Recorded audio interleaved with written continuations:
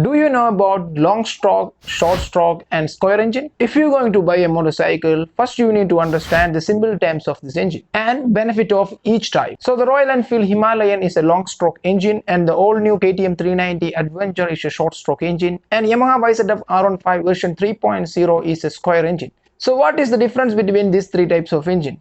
So in this episode, all about long stroke engine and short stroke engine and square engine. I am Arvind Varghese and welcome to Talk.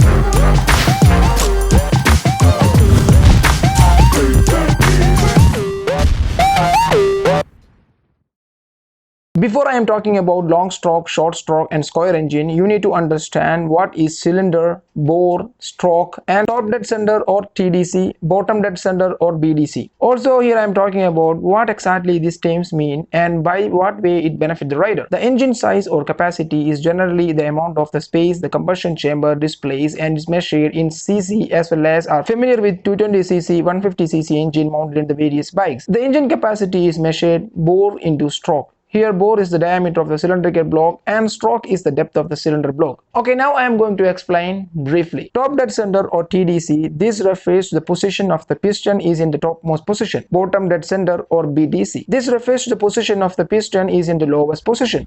Bore, diameter of the engine cylinder is referred to as a bore.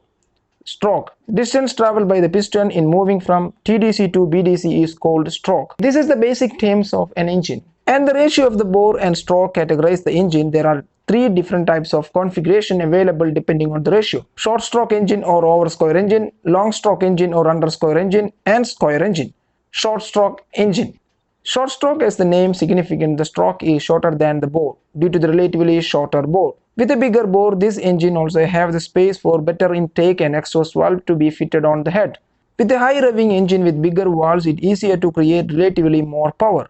The engine produces its peak power relatively higher up the rev range. This is a great property to have for high revving lightweight sports bikes which are meant to accelerate hard and is used to preferably for enthusiasts riding on the street or track. While the top end power of such an engine is higher than their long stroke counterpart, they don't produce as much torque lower down rev range, which affect their trackability at lower engine speed. The example is KTM 390 Adventure. The KTM 390 Adventure bore size is 89 mm and stroke is 60 mm. So the bore is longer than the stroke. So that's why this engine is called short stroke engine.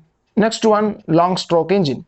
Long stroke engine, as the name suggests, the stroke is longer than the bore. Due to the longer stroke, the engine makes good torque at relatively low RPM. It is important where the bike pulling more torque at relatively low RPM is more important than top speed. Also, since the bore is not very wide, there is relatively less space for bigger valves, which again means some restrictions on feeding in combustion charge. All this along with the relatively heavy mechanical leads to long stroke engine producing less power than short stroke engine of similar displacement. Now, while the power produced by the typical long stroke engine is relatively less, it has its own advantages. This engine produces a much healthier torque at lower range of the rev spectrum, lending themselves to torquey, lazy revving machine very well. Big heavy motorcycle, long-legged tourers and cruiser motorcycle which need low legging capability and have an easy going, relaxed ideal products for installing these engines. So example for the long stroke engine is Royal Enfield Himalayan. The Royal Enfield Himalayan bore size is 78 mm, stroke length is 86 mm. And the benefit of the long stroke engine is we can ride this motorcycle with low RPM in high torque. So that is the main important of the long stroke engine. Next one is square engine. An engine is called a square engine when its cylinder bore, diameter, stroke length are almost equal, which form a geometrical figure of a perfect square. The bore-stroke ratio is almost 1:1 in square engine design. These types of engine are vastly used on the street bikes or commuter motorcycle where there is need for both good acceleration and healthy amount of torque. This sort of configuration is mostly done only in single-cylinder engine. For example, an engine with bore diameter of 83 mm and stroke length is 83 mm, which forms a perfect square. It provides a perfect balance between the speed and pulling ability.